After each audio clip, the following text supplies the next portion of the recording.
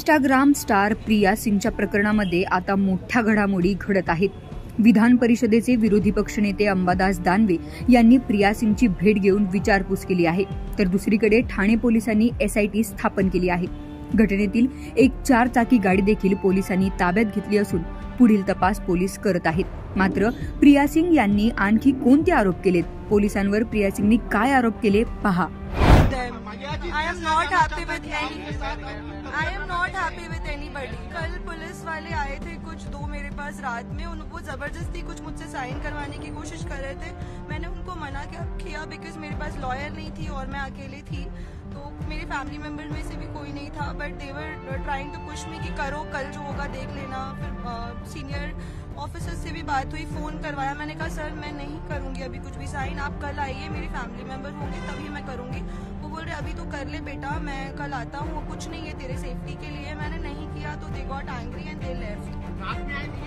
हाँ जी 10-10:30 सर मुझे नहीं पता, इनडायरेक्टली बहुत सारी चीजें हैं। मैं सिर्फ चाहती हूँ मांग मीडिया और सबसे की 307 लगाया जाए। 307 की मांग मैं 1 हफ्ते से कर रही हूँ, it's been almost a week, but 307 नहीं लगाया गया है। उस पर मेरे ऊपर गलत एलिगेशन डाल रहे हैं जस्ट बिकॉज उनके पास कुछ भी नहीं है अभी डालने के लिए।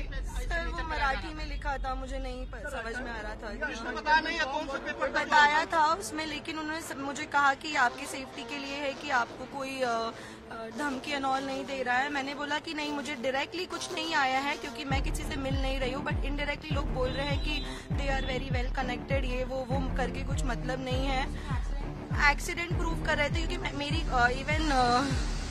मेरी वो जो लेडी कांस्टेबल पुलिस वाली थी उनसे मेरी बहस भी हुई है। उन्होंने बोला एक्सीडेंट हुआ है, मैंने बोला दिस इज नॉट एक्सीडेंट, आप देख रही हो एक्सीडेंट होता तो इतनी मीडिया और ये सब चीजें नहीं होती। 7 दिन से मैं एक ही चीज झेल रही हूँ, तो उनसे मेरा आर्ग्यूमेंट हुआ था। मांग कर रहे हैं आप? सर मैं सबसे पहले 307 लगवाई है, उसके बाद मुझे police say I am not happy, I am not satisfied विद। सर मेरी तबीयत खराब हो गई। आई बिलीव, मैं अपने प्रधानमंत्री और सीएम पे बहुत बिलीव करती हूँ और मीडिया पे भी बिलीव करती हूँ। सर बस जस्टिस चाहती हूँ मैं, और प्लीज मेरे बारे में गलत एलिगेशंस मत लगाइए। या मीडिया को भी मैं रिक्वेस्ट कर रही हूँ क्योंकि it is affecting me mentally.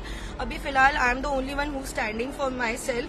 मेरे को बहुत मेंटली प्रॉब्लम हो रही, फिजिकली तो आप लोग देख ही रहे हो, 7 दिन हो गया है, कोई एक्शन नहीं है, कुछ नहीं है। I work as a fashion beauty influencer, as a model, मेरे लिए मेरा करियर जा चुका है। तो प्लीज उस चीज को थोड़ा सपोर्ट करिए rather than putting wrong allegations end all, because मेरे पास भी बहुत कुछ। सत्यजीत ने पुलिस को यह बताया है कि प्रिया सिंह स्टॉप सर, ऐसा कुछ नहीं है सर, ऐसा कुछ नहीं। वो सब मेरे पास भी देने के लिए बहुत कुछ है, धीरे धीरे देंगे हम, धीरे धीरे। प्रिया सिंगने पोलिसांच्या कार्यावर प्रश्न उपस्थित करून आरोप केले आहेत। या घटनेच्या तपासात एसआयटी यासाठी स्थापन केली असून पुढील तपास सुरू असल्याचे पोलीस अधिकारी म्हणाले। पीडितेबद्दल पोलीस उपायुक्त काय म्हणाले पहा। The offence has been registered under section 279, 338, 323, 504, 34 IPC, in which primary investigation has been done by the local police station investigation officer, and by the orders of respected Commissioner of Police Sir Thane, the SIT has been today SIT has formed, in which Senior PI Kasar Wadavli and Assistant Police Inspector Sri Rumne, Assistant Police Inspector Sri Ram Patil, Assistant Police Inspector Rachna Gurule, along with constables. The SIT has investigated the detailed technical and the witnesses and whatever the facts which will disclose in the investigation.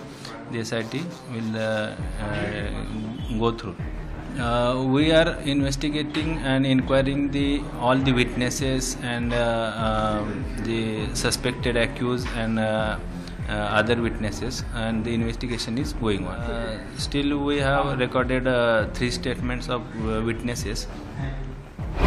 या प्रकरणाबद्दल माहिती समजताच विधान परिषदेचे विरोधी पक्षनेते अंबादास दानवे यांनी तरुणीची भेट घेतली।